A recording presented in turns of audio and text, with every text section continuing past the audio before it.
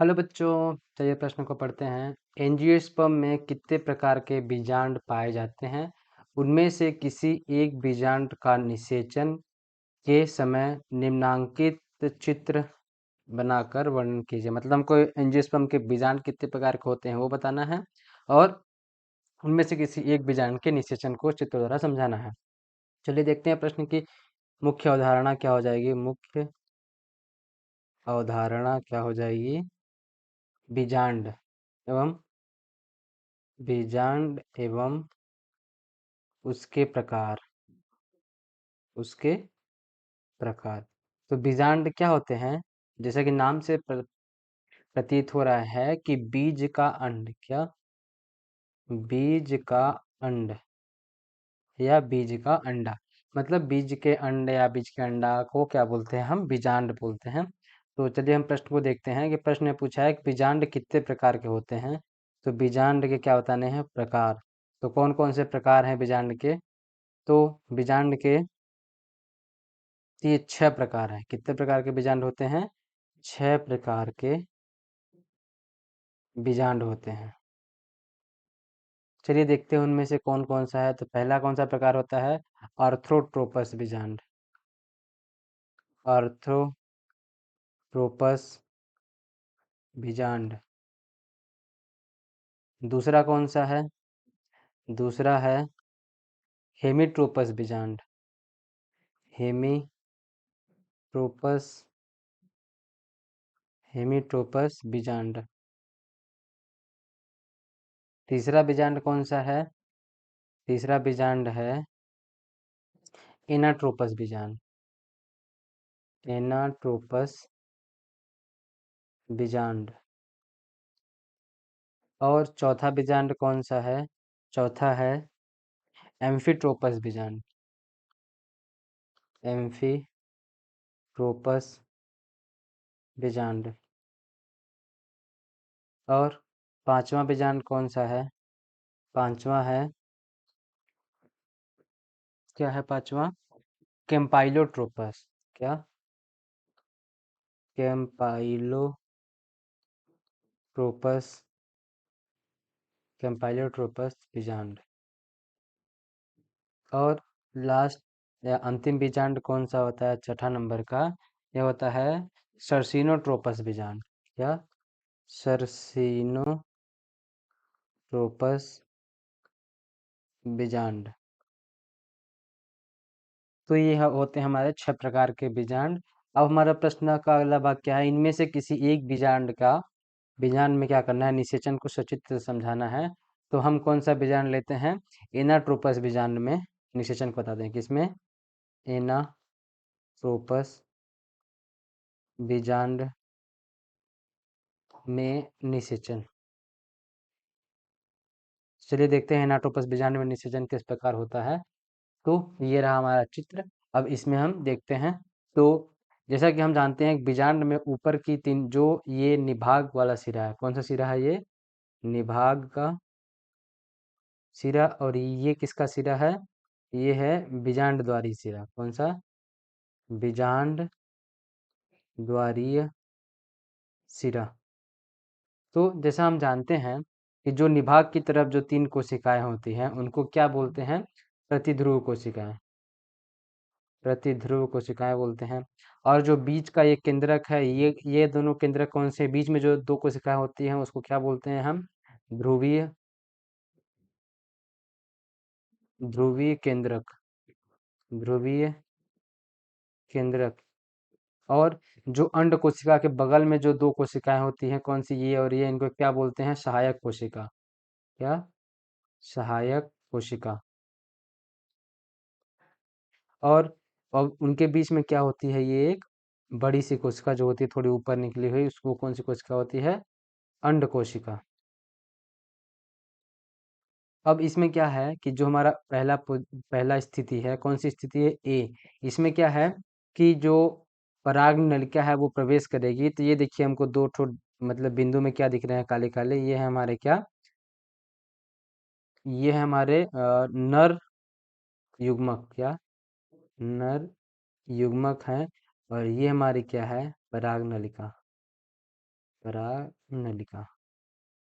अब इसमें क्या होगा कि जो ए स्थिति है उसमें क्या करेगी, पराग नलिका क्या करेगी कि बीजांड में प्रवेश करेगी। तो हम स्थिति को लिखते जाते हैं, तो हमारी ए स्थिति कौन सी हो जाएगी, ए में क्या होगा, पराग नलिका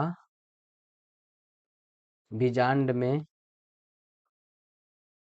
पराग नलिका बीजांड में प्रवेश होगा ए स्थिति में। तो जैसा कि हमको इसमें दिख रहा है कि जो ए स्थिति है उसमें क्या हो रहा है कि बीजांड, जो पराग नली क्या है बीजांड में प्रवेश कर रही है।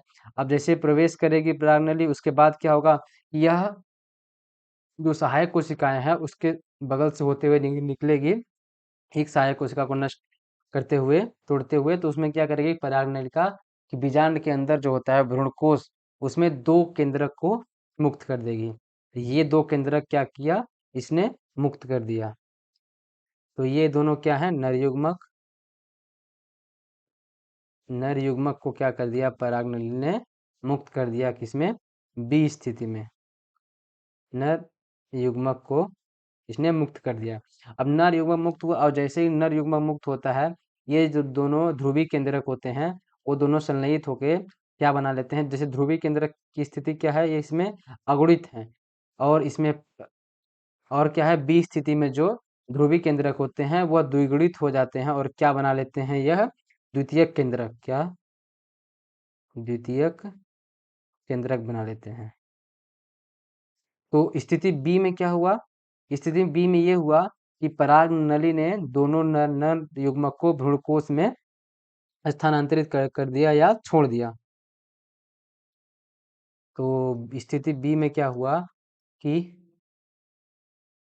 पराग नली द्वारा, पराग नली द्वारा भ्रूणकोश में, भ्रूणकोश में दोनों नर केंद्रक, नर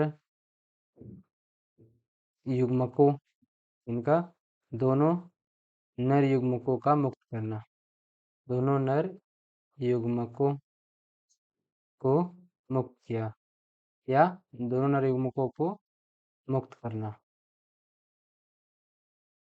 किसमें हुआ यह स्थिति, किसमें हुई, ये हुई बी स्थिति में, ये स्थिति हुई बी में।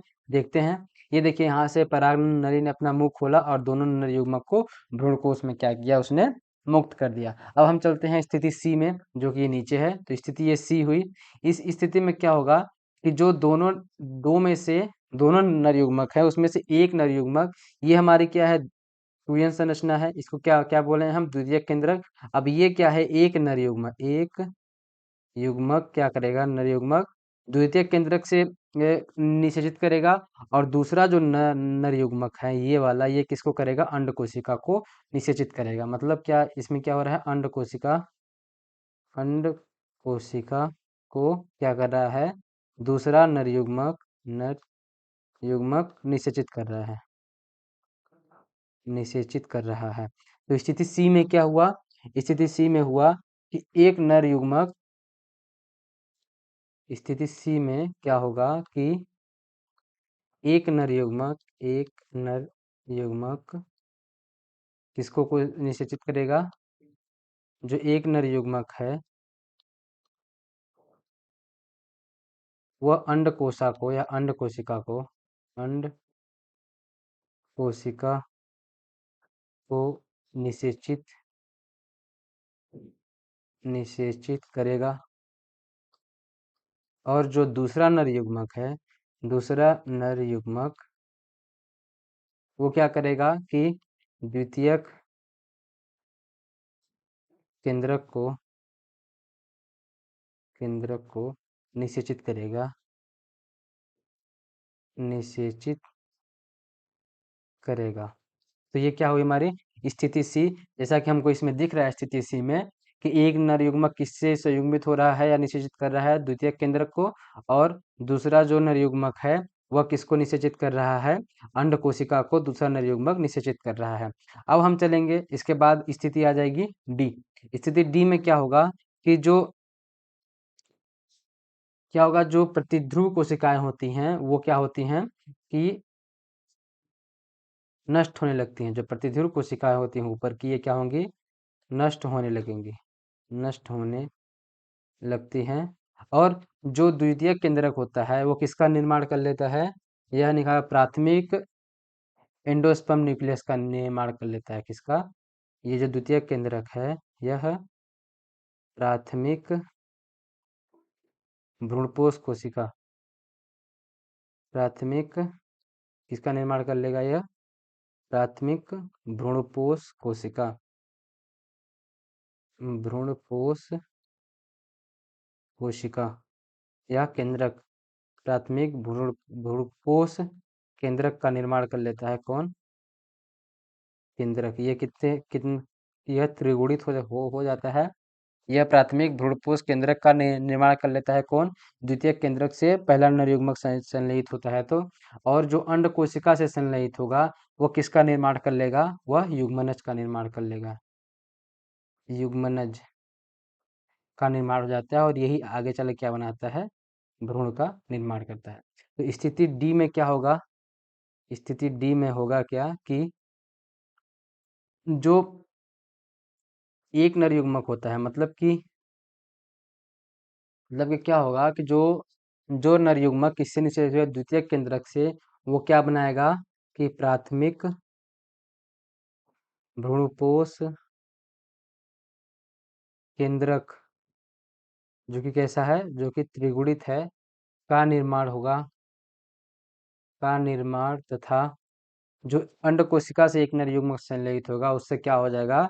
युग्मनज, युग्मनज का निर्माण होता है। तो ये क्या होता है हमारा कि जो बीजांड में जो निषेचन होता है तो वह इस क्रिया द्वारा होता है। और आगे चल के ये निषेचन से भ्रूण तथा भ्रूणपोष का निर्माण होता है। और यह बीजांड निषेचन के बाद क्या होता है? जब ये क्रिया होने लगती हैं तो यह बीज में परिवर्तित हो जाता है। तो आशा करता हूँ आपको दिए गए प्रश्न का उत्तर समझ आया होगा। धन्यवाद।